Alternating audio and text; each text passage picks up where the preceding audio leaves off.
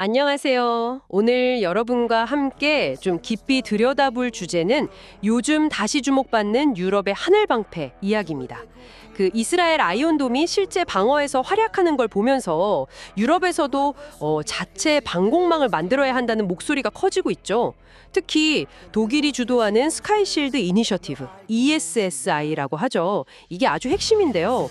이게 도대체 어떤 배경에서 나왔고 또 뭘 하려는 건지, 그리고 왜 모든 유럽 국가들이 다 같이 가는 건 아닌지 오늘 그 속사정을 한번 파헤쳐 보려고 합니다.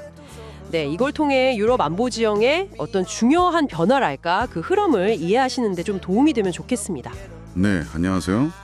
그 스카이실드, 그러니까 유럽연공 방어계획 ESSI는요. 2022년에 독일이 제안해서 시작된 여러 나라가 함께하는 방공망 프로젝트입니다. 확실히 그 아이언돔의 성공 사례가 좀 자극이 됐다고 볼 수 있겠죠. 핵심은 그거예요. 한 나라가 아니라 여러 유럽 국가가 공동으로 이제 자금을 대고 또 운영하는 그런 다층적인 방공 시스템을 만들겠다는 겁니다. 아이언돔처럼 특정 지역만 방어하는 거랑은 좀 다르게 유럽 영공 전체를 뭐랄까 광범위하게 커버하려는 거죠. 구체적으로 보면 고고도 요격용으로는 이스라엘제 에로3 그리고 중고도용은 미국제 패트리오트 뭐 이런 시스템들을 통합해서 운영하겠다는 그런 구상입니다. 아, 그렇군요. 역시 우크라이나 전쟁이 좀 결정적인 계기가 된 거네요. 러시아 위협이 진짜 현실로 다가오면서 논의가 확 빨라진 거군요. 그때 제가 기억하기로 베를린 시장까지 나서서 베를린도 러시아 미사일 표적이 될 수 있다 뭐 이렇게 얘기하면서 방공망 강화를 엄청 촉구했었잖아요. 맞습니다. 그 러시아의 군사적인 위협이 커진 거랑 또 하나는 러시아 내에서 반독일 감정이 굉장히 높아진 것도 독일 입장에서는 좀 불안 요소였을 겁니다.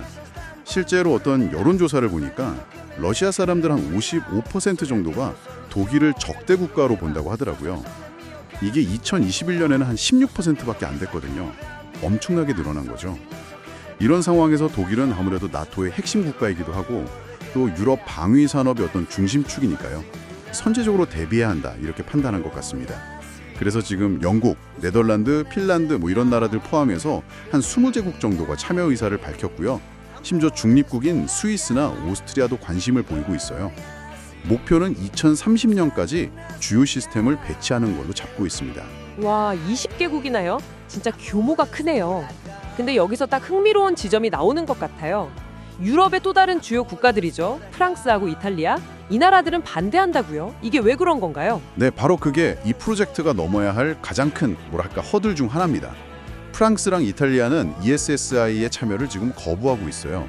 가장 큰 이유는 ESSI가 너무 미국이나 이스라엘 무기체계에 의존하는 거 아니냐 이런 비판입니다. 왜냐하면 이 나라들은 자체적으로 공동 개발한 그 아스터라는 미사일 방어 시스템을 가지고 있거든요. 특히 프랑스 마크롱 대통령 같은 경우는 왜 우리가 계속 미국 무기만 사야 하냐 이러면서 좀 직설적으로 불만을 표현하기도 했죠. 그러니까 유럽의 전략적 자율성 이걸 굉장히 강조하는 프랑스 입장하고 그래도 대서양 동맹 즉 미국과의 협력이 중요하다 이렇게 보는 독일의 시각이 딱 부딪히는 지점인 거죠. 아, 결국 단순히 뭐 어떤 무기를 쓰냐 마냐의 문제를 넘어서는 거네요. 유럽의 안보를 앞으로 어떤 방향으로 가져갈 거냐 여기에 대한 근본적인 시각 차이군요. 당장 급한 불을 끄기 위해 미국 중심 시스템을 받아들일 거냐 아니면 뭐 좀 시간이 걸리더라도 유럽 자체의 힘을 키워나갈 거냐 약간 이런 딜레마 같아요. 정확하게 보셨습니다. ESSI가 만약에 계획대로 잘 구축이 된다면 이게 나토의 통합방공 미사일 방어체계 IMD라고 하는데요. 회원국들 방공 시스템을 하나로 묶는 거거든요.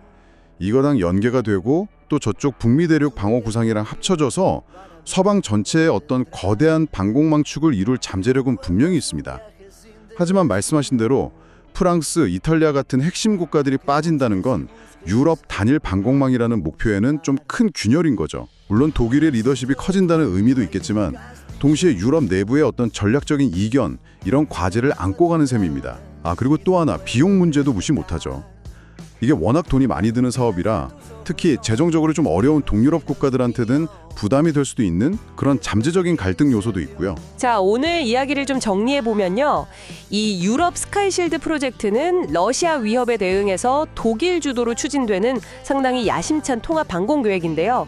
하지만 이게 미국이나 이스라엘 기술에 대한 의존 문제, 그리고 유럽의 어떤 전략적 자율성, 이 오래된 논쟁 때문에 좀 어려움을 겪고 있는 그런 상황이군요. 네, 그렇습니다. 그래서 여기서 마지막으로 여러분께 한번 질문을 던져보고 싶어요. 당장 눈앞의 외부 위협에 효과적으로 맞서기 위해서 강력한 동맹, 예를 들면 미국이죠. 이런 동맹에 더 기대는 게 더 중요할까요?